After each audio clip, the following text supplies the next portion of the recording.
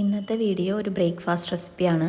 ഇന്ന് എന്താ ഉണ്ടാക്കാൻ പോകണമെന്ന് വെച്ചാൽ മുട്ടക്കറിയും അതുപോലെ തന്നെ നീർദോശയാണ് ഉണ്ടാക്കുന്നത്. അപ്പോൾ ഫസ്റ്റ് നമ്മൾ മുട്ടക്കറി ഉണ്ടാക്കാം. അതിന് വേണ്ടിയിട്ട് ഒരു മീഡിയം സൈസ് സവാളയും ഒരു പച്ചമുളകും ഇതുപോലെ ചെറുതാക്കി അരിഞ്ഞ് വെക്കുക. എന്നിട്ട് ഒരു പാത്രം വെച്ചിട്ട് അത് ചൂടായാൽ അതിലോട്ട് വെളിച്ചെണ്ണ ഒഴിക്കുക. എന്നിട്ട് അത് ചൂടായി കഴിഞ്ഞ് കഴിഞ്ഞാൽ നമ്മൾ അരിഞ്ഞു വെച്ചേക്കുന്ന സവാളയും പച്ചമുളകും ആഡ് ചെയ്യാം. പിന്നെ കുറച്ച് ഉപ്പും ആഡ് ചെയ്തിട്ട് നന്നായിട്ട് വഴറ്റുക.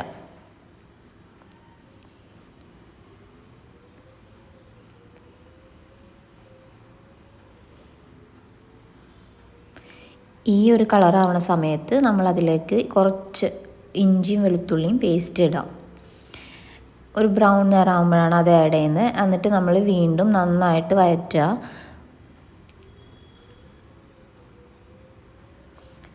ഈ ഒരു നിറമാകുമ്പോൾ നമ്മൾ അതിലോട്ട് ഒരു ചെറിയ തക്കാളി, ഇനി വലിയ തക്കാളി ആണെങ്കിൽ അതിൻ്റെ പകുതി ചെറുതാക്കി അരിഞ്ഞിട്ട് അതും കൂടി ഇട്ട് നന്നായി വഴറ്റുക.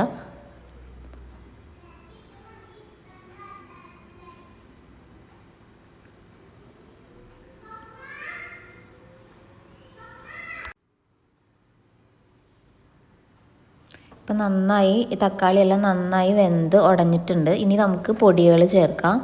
അപ്പോൾ അതിലോട്ട് കുറച്ച് എരിവുള്ള മുളക് പൊടി ആദ്യം ആഡ് ചെയ്യാം. പിന്നെ കാശ്മീരി ചില്ലി പൗഡർ കുറച്ച്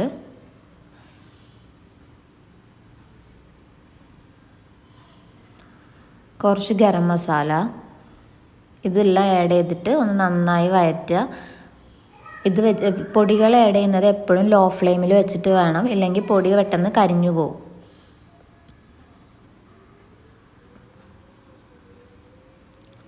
അതിനുശേഷം ഒരു നുള്ള് പെരുംജീരകത്തിൻ്റെ പൊടി ആഡ് ചെയ്യുക.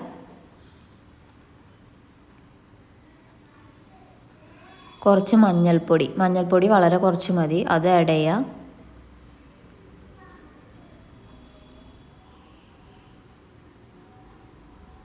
ഒരു നുള്ള് മല്ലിപ്പൊടി ആഡ് ചെയ്യുക. എന്നിട്ട് ഇത് നന്നായി വഴറ്റുക. ലോ ഫ്ലെയിമിലാണ് വഴറ്റേണ്ടത്. നന്നായി വഴറ്റി ആ പൊടികളുടെ പച്ചമണം മാറുന്ന വരെ വഴറ്റണം.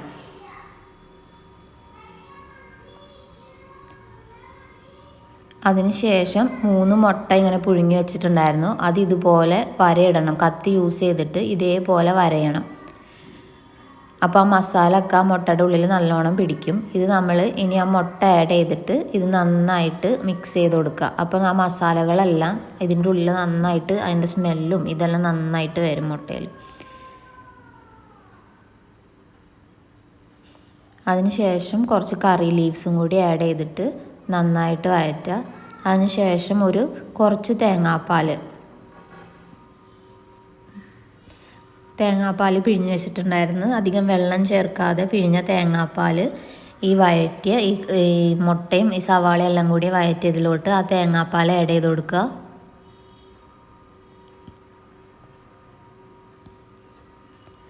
എന്നിട്ട് നന്നായി ഒന്ന് മിക്സ് ചെയ്തതിന് ശേഷം അത് നന്നായിട്ട് തിളയ്ക്കുന്ന വരെ വെയിറ്റ് ചെയ്യാം. ഇപ്പോൾ നന്നായി തിളച്ചതിന് ശേഷം കുറച്ചുകൂടെ കറി ലീവ്സ് ആഡ് ചെയ്തിട്ട് ഗ്യാസ് ഓഫ് ചെയ്യാം. ഇനി അടുത്തത് നീർദോശയാണ്. നമ്മൾ തലേ ദിവസം വെള്ളത്തിലിട്ട് വെച്ച 1/2 ഗ്ലാസ് അരിയാണിത്. 2 പേർക്കുള്ള അളവാണിത്. 2 പേർക്കാണെങ്കിൽ 1/2 ഗ്ലാസ് അരി മതി. തലേ ദിവസം വെള്ളത്തിലിട്ട് കുതിർത്ത 1/2 ഗ്ലാസ് അരിയും അത് മിക്സിയുടെ ജാറിലിട്ടിട്ട് നന്നായിട്ട് പേസ്റ്റ് പോലെ അരയ്ക്കണം. കുറച്ച് വെള്ളവും കൂടി ആഡ് ചെയ്തിട്ട് നന്നായിട്ട് അരക്കുക. പിന്നെ ഒരു ഗ്ലാസ് അളവിൽ തേങ്ങാപ്പാലും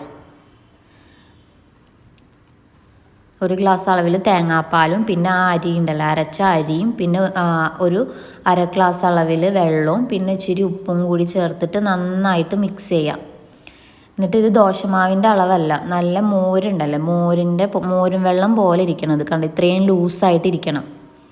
നല്ല വെള്ളം പോലെ ആയിരിക്കണം ഈ മാവ്. എന്നിട്ട് ഒരു ചട്ടി വെച്ചിട്ട് അത് ഗ്യാസിൽ വെച്ചിട്ട് അത് ചൂടായി വരുമ്പോൾ നല്ല ഹൈ ഫ്ലെയിമിൽ വെച്ചിട്ട് അത് ചൂടോടെ കൂടി തന്നെ നമ്മൾ ഒഴിക്കണം. ചൂടായി വരുമ്പോൾ ഇത് ഞാൻ ഈ കാണിക്കുന്ന പോലെ ആ മാവ് അതിലോട്ട് ഒഴിക്കുക. എന്നിട്ട് ഇങ്ങനെ ചുറ്റിക്കുക. ഇപ്പോൾ കണ്ട നല്ല ചൂടോടെ ഒഴിക്കുമ്പോൾ അത് കണ്ട ഇങ്ങനെ ഹോൾ വരും. ഇനി ബാലൻസ് ഇങ്ങനെ ആവാത്ത ഭാഗത്തൊക്കെ നമ്മൾ കുറച്ചുകൂടെ മാവ് ഒഴിച്ചിട്ട് ചുറ്റിച്ച് കൊടുക്കുക. അതിന് ശേഷം ഹൈ ഫ്ലെയിമിൽ വെച്ചിട്ട് തന്നെ വേവിക്കണം. ഇപ്പോൾ കണ്ട സൈഡെല്ലാം വിട്ട് വന്നത്, ഇത് മറിച്ചിടൊന്നും വേണ്ട. ഇതുപോലെ സൈഡ് വിട്ട് വരുമ്പോൾ ഇത് വെന്തെന്നാണ് അർത്ഥം, നന്നായിട്ട് വെന്തിട്ടുണ്ടാവും. അപ്പോൾ നമ്മൾ സാധാരണ ഇങ്ങനെ മടക്കിയിട്ട് എടുക്കുക.